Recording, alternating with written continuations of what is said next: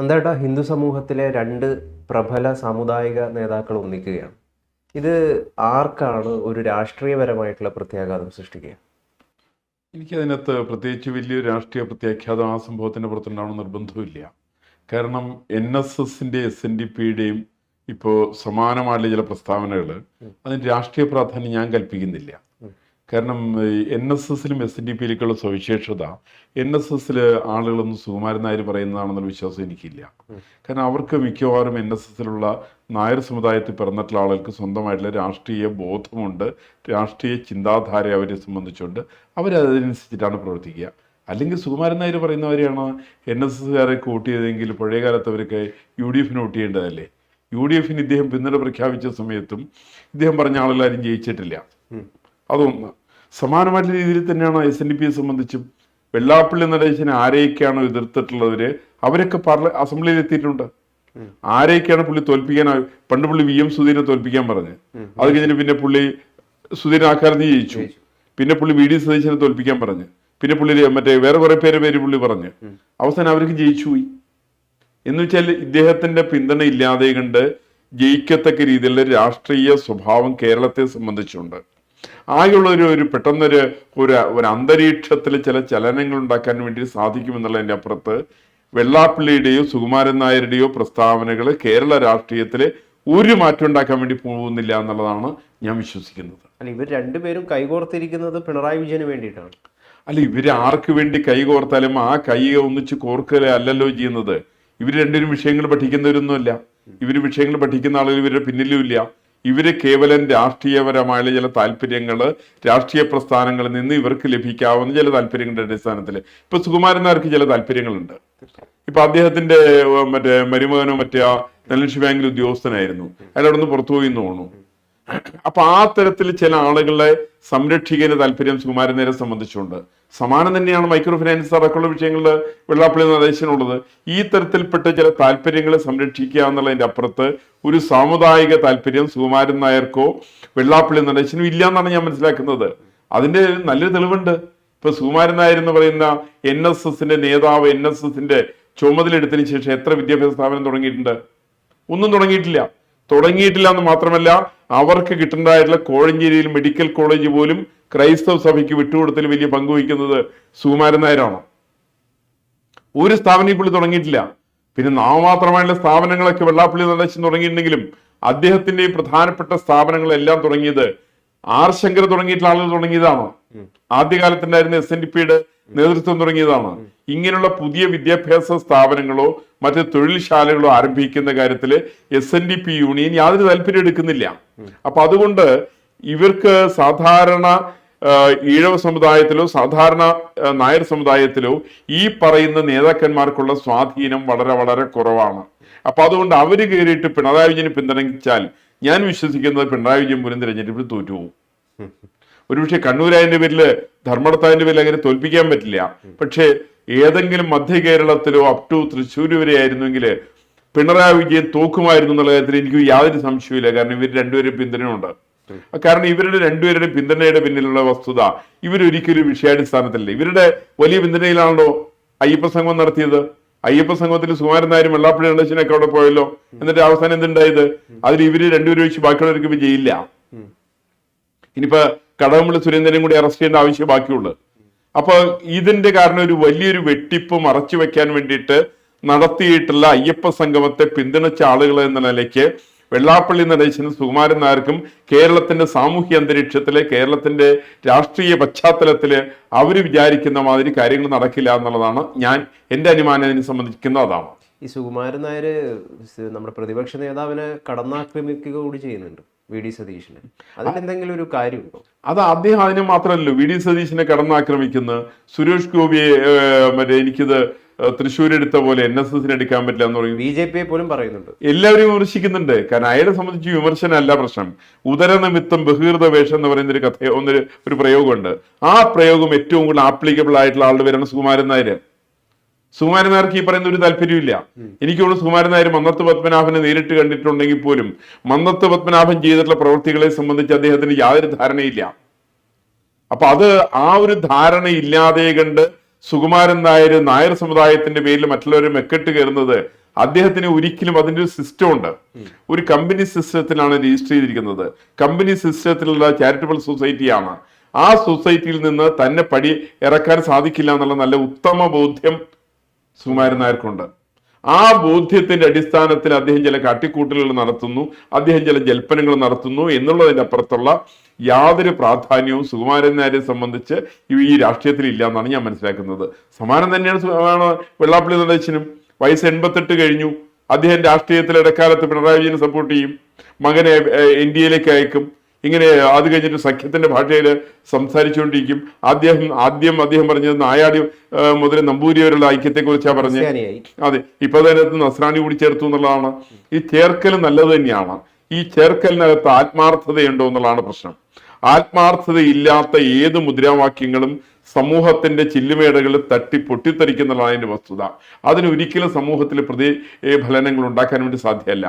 അതുകൊണ്ട് തന്നെ ഞാൻ മനസ്സിലാക്കുന്നത് സുകുമാരൻ നായർക്കും വെള്ളാപ്പള്ളി നടേശനും കേരളത്തിന്റെ സാമൂഹ്യ രാഷ്ട്രീയ അന്തരീക്ഷത്തില് കാര്യമായിട്ട് ഒരു മാറ്റവും വരുത്താനായിട്ട് അവരെ സംബന്ധിച്ച് സാധ്യമല്ല എന്നാണ് ഞാൻ വിശ്വസിക്കുന്നത്. വെള്ളാപ്പള്ളി വരുത്തി വെക്കുന്ന മറ്റൊരു അപകടം എന്ന് പറയുന്നത്, ഇവിടെ അദ്ദേഹത്തിന്റെ എക്കാലവും വിഷമം വമിക്കുന്ന വാക്കുകളാണ് അദ്ദേഹം പറയാറുള്ളത്. അടുത്ത കാലത്തായിട്ട് വീണ്ടും അത് ആരംഭിക്കുകയുണ്ടായി. അതായത് മലപ്പുറത്തിലെ വിഷയം, തൻ്റെ പാവപ്പെട്ട സമുദായത്തിന് യാതൊരു അവകാശവുമില്ല, സ്ഥാപനങ്ങൾ തുടങ്ങാൻ അനുമതി നൽകുന്നില്ല എന്നൊക്കെ പറഞ്ഞിട്ട്.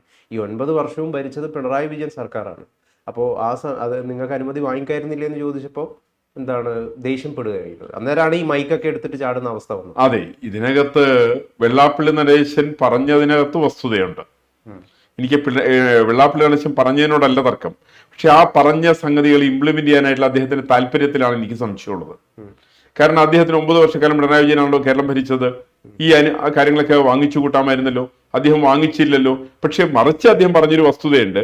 അദ്ദേഹത്തിന്റെ സമുദായത്തിന്റെ പിന്നാക്ക സമുദായം എന്ന് പറയുന്ന ഈഴവ സമുദായമുള്ള ആളുകൾക്ക് കിട്ടുന്ന സംവരണത്തിന്റെ തോതും ഇസ്ലാമിക ഫണ്ടമെന്റലിസ്റ്റുകൾ കിട്ടുന്ന സംവരണത്തോതും തമ്മിലുള്ള വ്യത്യാസമുണ്ട്. ഇന്ന് കേരളത്തിൽ 12% മുസ്ലിമിനെ കിട്ടുന്നത്. അത് കിട്ടുന്ന മുസ്ലിമിന്, സാധാരണ മുസ്ലിമിന് വരേണ്യവർഗത്തിൽപ്പെട്ട ആളുകൾക്കടക്കം, അതായത് പാണക്കാട് തങ്ങളുടെയൊക്കെ സംവരണം വാങ്ങിക്കുന്നവരാണ്. ഇന്ന് തുടങ്ങിയിട്ട് സാധാരണ പിസ്ലാൻ വിഭാഗത്തിൽപ്പെട്ട പിന്നാക്ക സമുദായക്കാരനായിട്ട് മുസ്ലിം വരെ ഒരേ സംവരണത്തിലാണ്. ഒരേ സംവരണം മുന്നോക്കക്കാരും പിന്നാക്കക്കാരനും ഒരേപോലെ കൊടുത്താല് സാധാരണ സംഭവിക്കുക, ഇപ്പൊ ഞാൻ പറയില്ല, ഒരു നായർ സമുദായത്തിൽപ്പെട്ട ആളും ഒരു പുലയ സമുദായത്തിൽപ്പെട്ട ആളും ഒരേപോലെ ടെസ്റ്റ് ചെയ്താല് സാധാരണ ഇതിൽ ജയിക്കുന്ന നായർ സമുദായത്തിൽപ്പെട്ടവരാണോ? സമാനം തന്നെയാണ് മുസ്ലിം സമുദായത്തിലുള്ളത്. പാണക്കാട് തങ്ങളുടെ കുടുംബത്തിൽപ്പെട്ട ഒരാള്, അയാളുടെ ബന്ധുവായിരിക്കുന്ന ഒരാളെ ടെസ്റ്റ് ചെയ്തിരിക്കട്ടെ, ഈ പിസ്ലാൻ എന്ന് പറയുന്ന അല്ലെങ്കിൽ പിന്നാക്ക സമുദായക്കാരായിരിക്കുന്ന മുസ്ലിങ്ങള്, അവർക്ക് ആണ് NDF-ലേക്ക് പോയിട്ടുള്ളവരാണ്, NDF-ൽ പോയതവരാണ്, പോപ്പുലർ ഫ്രണ്ടിൽ പോയതവരാണ്. ഈ തരത്തിൽപ്പെട്ട ആളുകൾ ടെസ്റ്റ് ചെയ്തിട്ടുണ്ടെങ്കിൽ അവര് പാസ്സാവില്ല. അപ്പൊ അത് വെള്ളാപ്പള്ളി നടേശൻ പറഞ്ഞ ശരിയാണ്. അത് ഏറ്റവും കൂടുതൽ മലപ്പുറം ജില്ലയിലാണ്.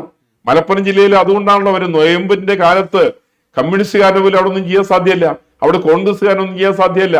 അതുകൊണ്ട് കോൺഗ്രസിന്റെ DCC നേതൃത്വം അവിടുത്തെ മുസ്ലിം ലീഗിനെതിരാണ്, മതപരമായിട്ട് സംഘടിച്ചു. കാരണം നമ്മൾ കേട്ടിട്ടുണ്ട്, കേരളത്തില് വെള്ളാപ്പള്ളി നടേശൻ പോലും പറയാത്തൊരു ഭാഷയാണല്ലോ മുസ്ലിം ലീഗിന്റെ നേതാവായിരുന്ന ഷാജി പറഞ്ഞത്. മതമാണ് മതമാണ് മതമാണ് പ്രശ്നം എന്നാണ് പറഞ്ഞത്. ഈ പ്രശ്നം അവിടെ ആരാ പറഞ്ഞിട്ടുള്ളത്? വെള്ളാപ്പള്ളി നടേശൻ പറഞ്ഞിട്ടുണ്ടോ? സുകുമാരൻ നായർ പറഞ്ഞിട്ടുണ്ടോ? ഹിന്ദു ഐക്യവേദിയിൽ ആരെങ്കിലും പറഞ്ഞിട്ടുണ്ടോ? ആരും പറഞ്ഞിട്ടില്ലല്ലോ. അങ്ങനെ പറഞ്ഞ ആളുടെ പേര് ഷാജി എന്നാണ്, മുസ്ലിം ലീഗിന്റെ നേതാവാണ്. വെള്ളാപ്പള്ളി SNDPയുടെ എന്താണ് ജനറൽ സെക്രട്ടറി ആയിട്ട് ഇരിക്കാൻ യോഗ്യനാണോ എന്നുള്ളതാണ് ചോദ്യം. കാരണം ശ്രീനാരായണ ഗുരുവിന്റെ വലിയ ധർമ്മം ആളുകളിലേക്ക് എത്തിക്കുക എന്നുള്ളതാണ് ആ സംഘടനയുടെ അടിസ്ഥാന ലക്ഷ്യം എന്ന് പറയുന്നത്. ആ ഒരു ഇടത്ത് എന്താണ് വെള്ളാപ്പള്ളി വരുന്നു, എന്നിട്ട് ഇങ്ങനെ സംസാരിക്കുന്നു. ശ്രീനാരായണീയന്റെ പേര് പറഞ്ഞുകൊണ്ട് ഇത് പറയുന്നത് കൊണ്ടാണ് പ്രശ്നം. അല്ല, അതിനകത്ത് അതിൽ തെറ്റില്ല. അതിൽ ഞാൻ എന്റെ ആർഗ്യുമെന്റ് പറഞ്ഞാല്, ശ്രീനാരായണ ഗുരുദേവൻ പറഞ്ഞെന്താ, മതം ഏതായാലും മനുഷ്യൻ നന്നായാലും മതി എന്ന് അദ്ദേഹം സംസാരിച്ചത് ഞാൻ അദ്ദേഹത്തിന്റെ പുസ്തകം വായിച്ചിട്ടുണ്ട്.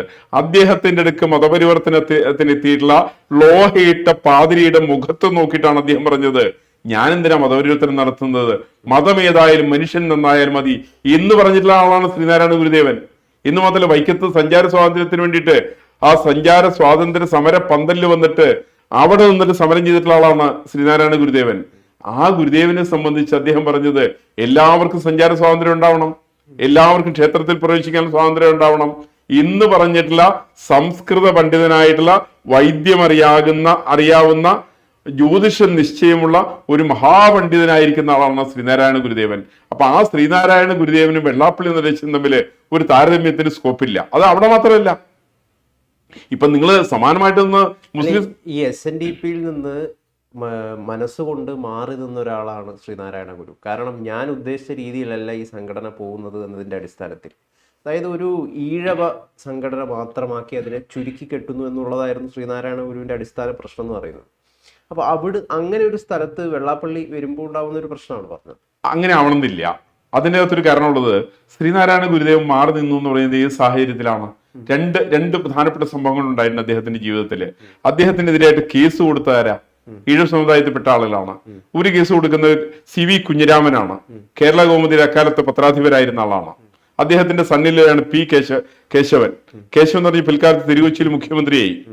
ഈ കേശവനും അദ്ദേഹത്തിന്റെ അമ്മായിയച്ഛനും കൂടി കേസ് കൊടുക്കുന്നത് ശ്രീനാരായണ പ്രസ്ഥാനങ്ങളുടെ സ്വത്തിന് വേണ്ടിയിട്ടുള്ള താല്പര്യപ്രകാരമാണ് കേസ് കൊടുക്കുന്നത്. കേരള കൗമുദിയാണ് കേസ് കൊടുക്കുന്നത്. ആ കേസിന്റെ പശ്ചാത്തലത്തിൽ അദ്ദേഹം മാറി നിൽക്കുന്നത്. രണ്ടാമതൊരു സംഭവം അദ്ദേഹത്തിന് ഉണ്ടായിട്ടുണ്ട്. ഇവിടെ പറവൂരിലാണ് അദ്ദേഹം ഒരു ക്ഷേത്രം അദ്ദേഹത്തിന് ഇഴവര് കൊടുത്തു. ആ ക്ഷേത്രത്തിൽ ശ്രീനാരായണ ഗുരുദേവൻ എത്തിയിട്ട് പറഞ്ഞു, ഇവിടെ എല്ലാവർക്കും പ്രവേശനം വേണം, ഇവിടെ ജാതി ചിന്തകൾക്കുപരിയായിട്ട് എല്ലാ പിന്നാക്ക സമുദായക്കാർക്കും ക്ഷേത്രപ്രവേശനം വേണമെന്ന് പറഞ്ഞ സമയത്ത് ആ കുടുംബമാണ് ഗുരുദേവനെതിരായിട്ട് കേസ് കൊടുക്കുന്നത്.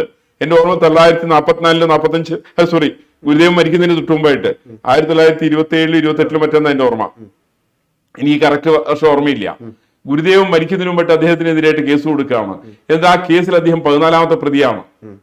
14ാമത്തെ പ്രതിയായിട്ട് അദ്ദേഹത്തിന് പറവൂർ കോടതിയിൽ അദ്ദേഹത്തിനെതിരായിട്ട് കേസുണ്ടായിട്ടുണ്ട്. ഇങ്ങനെ കേസ് വന്ന സമയത്താണ് ഗുരുദേവൻ അതിൽ നിന്ന് മാറിയത്.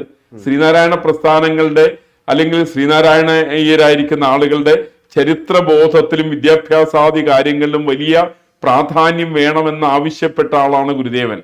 അതുകൊണ്ടാണ് അദ്ദേഹം 4 കാര്യങ്ങൾ ആവശ്യപ്പെട്ടത്. ഒന്ന്, ഇവർക്ക് ഒരു തൊഴിൽശാല വേണം, ഇവർക്ക് വിദ്യാഭ്യാസ സ്ഥാപനം വേണം, ഇവർക്കൊരു സംഘടന വേണം, ഇത്യാദി കാര്യങ്ങൾ നമ്മുടെ മുമ്പിൽ വെച്ച് ഗുരുദേവനാണ്. ആ ഗുരുദേവനും വെള്ളാപ്പള്ളി നടേശനായിട്ട് താരതമ്യം വേണ്ട എന്നാണ് എൻ്റെ അഭിപ്രായം. ഈ കടലും കടലാടിയും തമ്മിൽ ഒരു കമ്പാരിസൺ നടത്താമോ? അത് പാടില്ല. ശരിക്ക് ഇന്ന് നമുക്ക് അനുയോജ്യമായിട്ടുള്ള ഒരു സാമൂഹ്യ രാഷ്ട്രീയ പശ്ചാത്തലമുള്ള വ്യക്തി എന്ന നിലയ്ക്ക് മാത്രം വെള്ളാപ്പള്ളി നടേശനെ കണ്ടാൽ മതി. വെള്ളാപ്പള്ളി നടേശൻ ഗുരുദേവന്റെ ശിഷ്യനായിട്ട് പോലും പേര് പറയാൻ യോഗ്യനല്ല എന്നുള്ള കാര്യത്തിൽ എനിക്ക് സംശയമൊന്നുമില്ല. പക്ഷെ അതുകൊണ്ട് മലപ്പുറത്തെ കുറിച്ച് അദ്ദേഹം പറഞ്ഞ കാര്യങ്ങൾ, പ്രത്യേകിച്ച് ഷാജിയെ പോലുള്ള ആളുകളുടെ അല്ലെങ്കിൽ കാന്തപുരം മുസ്ലിയാരുടെ പ്രസ്താവനയുടെ അടിസ്ഥാനത്തിൽ, ഗഫൂറിന്റെ പ്രസ്താവനയുടെയൊക്കെ അടിസ്ഥാനത്തിൽ ഈ തരം മതതീവ്രവാദികളായിരിക്കുന്ന ആളുകളുടെ പ്രസ്താവനകൾ മറച്ചു വെച്ചുകൊണ്ട് വെള്ളാപ്പള്ളി നടേശനെ കുറ്റപ്പെടുത്തുന്നതും സാമാന്യ നീതിക്ക് നിരക്കാത്തതാണെന്നാണ് എൻ്റെ അഭിപ്രായം.